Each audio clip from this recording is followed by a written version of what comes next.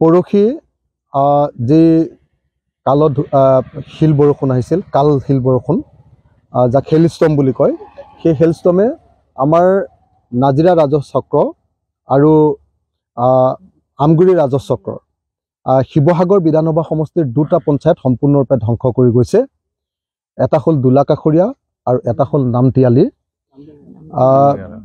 এতিয়া এই মুহূৰ্তত মই নামদঙীয়া গাঁৱত আছোঁ। নামদঙীয়া গাঁৱৰ প্ৰত্যেক ঘৰ মানুহ শিল বৰষুণে সম্পূৰ্ণৰূপে ধ্বংস কৰি থৈ গৈছে। তেখেতসকলৰ ঘৰৰ পুৰা টিংবিলাক ফুটা কৰি পেলাইছে, ভঁৰালবিলাক নষ্ট কৰি পেলাইছে। তাৰ ফলস্বৰূপে ধান নষ্ট হৈছে। পথাৰত যিমান ধান আছিলে ধানবিলাক সম্পূৰ্ণৰূপে সৰি পৰিলে হেৰিয়াৰ কাৰণে, বৰফ পৰাৰ কাৰণে।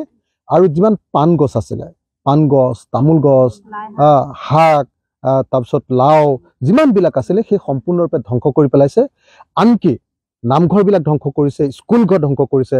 আৰু আমি দেখিবলৈ পাইছোঁ যে ঘৰৰ ভিতৰত যিবিলাক আমাৰ কাপোৰ কানি আছিলে, বাচন বৰ্তন আছিলে, কাৰোবাৰ ঘৰৰ বিচনা পত্ৰ আছিলে, আৰু আপোনাৰ সোফা ছেটকে ধৰি যিবিলাক মোবাইল, টিভি, এইবিলাক বস্তু, পানী পাইপ পৰ্যন্ত এইবিলাক সম্পূৰ্ণৰূপে ধ্বংস হৈ গৈছে।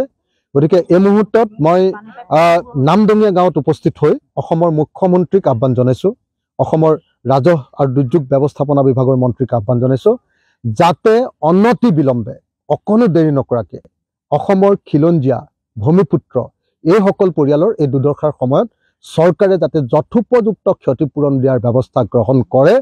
তাৎক্ষণিকভাৱে টিংবিলাক সলাবৰ কাৰণে যাতে পইচা দিয়াৰ ব্যৱস্থা গ্ৰহণ কৰে, অথবা যথোপযুক্ত উপযুক্ত কোৱালিটিৰ টিং দিয়াৰ ব্যৱস্থা গ্ৰহণ কৰে। ইতিমধ্যে উপায়ুক্ত SDC সকলক লগত কথা পাতি আৰু লগতে ডিজাষ্টাৰ মেনেজমেণ্টৰ লগত কথা পাতি আজিৰ দিনটোৰ ভিতৰত সকলো পৰিয়ালক আমি ত্ৰিপাল দিয়াৰ ব্যৱস্থা গ্ৰহণ কৰিছোঁ। কিন্তু ত্ৰিপাল দিলেতো কোনো মানুহ নাবাচে।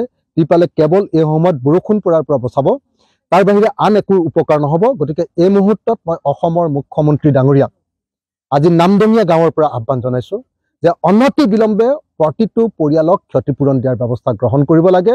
অসমৰ খিলঞ্জীয়া, ভূমিপুত্ৰ এইসকল মানুহৰ এই দুৰ্দশাৰ সময়ত যদি চৰকাৰখন নাথাকে তেতিয়াহ'লে কেতিয়াও মানি লোৱা নহ'ব।